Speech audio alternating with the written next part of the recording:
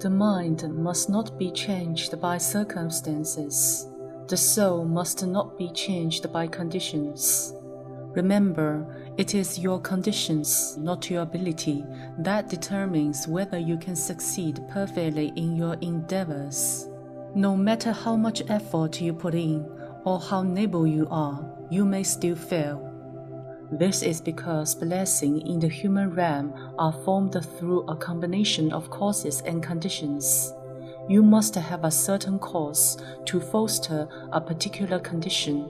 Only in the presence of a combination of proper causes and conditions can you succeed. Take note that if you want to succeed perfectly, you must carefully consider whether the causes and conditions for the task at hand have ripened, and not whether you have the energy or ability to carry it out or solve it. Also, please take note, we must think constantly about impermanence. Another way of saying it that we must remind ourselves constantly that nothing in this world lasts forever, and the fact they are not long-lasting means that they are not real. The world has always been impermanent, while the notion of self is non-existent.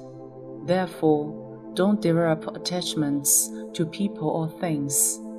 When disaster strikes, we must not panic. We must have faith. Even if it is a predestined karma, it can be still changed.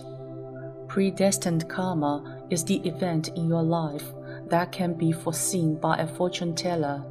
It is also known as fate, such as when a fortune teller predicts that you are bound to encounter a difficulty or disaster when you reach a certain age.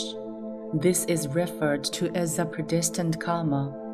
Having said that, with unwavering faith, you still have a chance to change it. For example, changes will occur if you perform many good deeds, you make great vows, you are more generous in practicing giving, and you recite Buddhist scriptures diligently. Therefore, predestined karma can be transformed.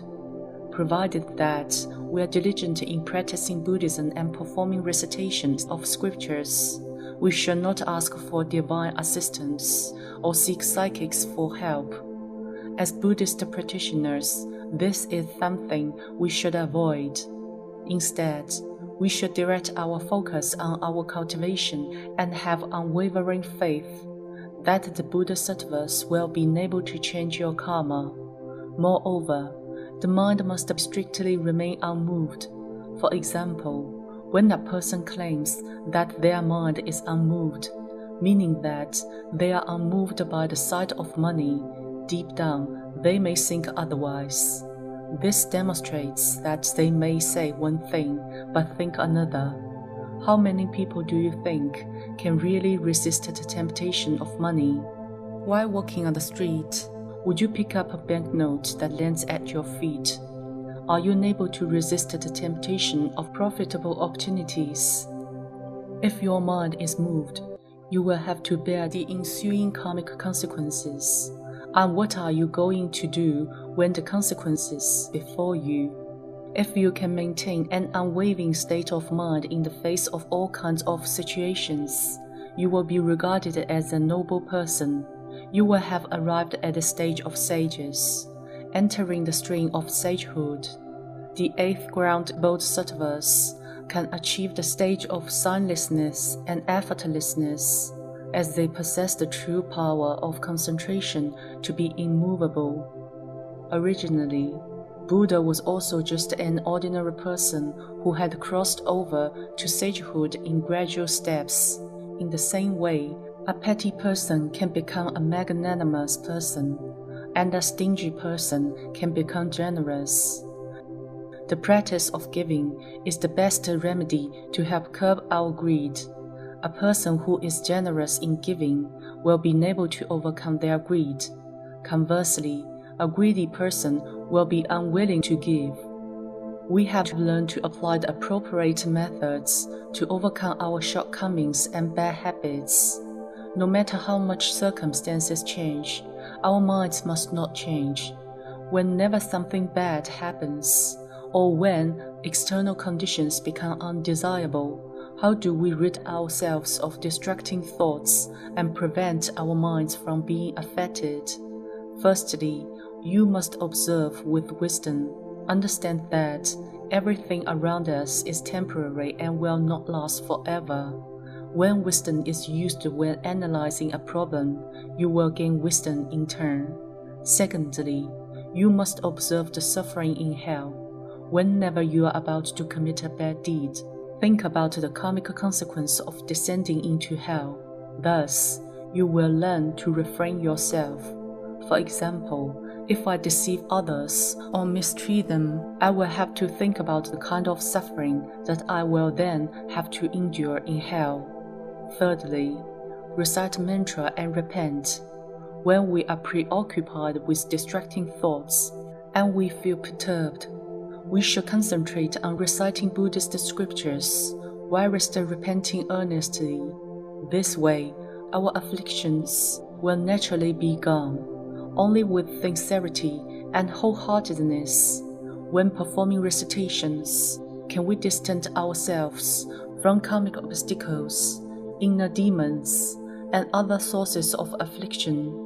Concentrate when performing recitations, or it won't be effective.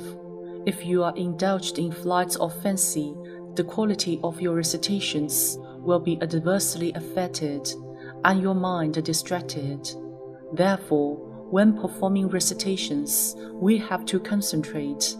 Insincerity aside, external factors can also render your recitations ineffective, such as taking non-vegetarian food or the 5 pungent spices, onion, garlic, leeks, scallion, and asafoetida. Why are we allowed to consume foods with pungent smell? Because such foods contain stimulants that affect our brain cells, triggering our appetite and arousing our sexual desire. Consequently, such effects will impede the reciter's accomplishments in their cultivation. Observe the following points for effective recitations. 1. The unity of our minds and qi, energy. During recitation, we must unify our state of mind and qi. 2. The unity of our sound and qi. We must unify our voice and energy field during recitation. 3. The unity of our bodies, minds, and qi. We must also unify our bodies, state of mind, and energy field. These are the 3 unities for effective recitations.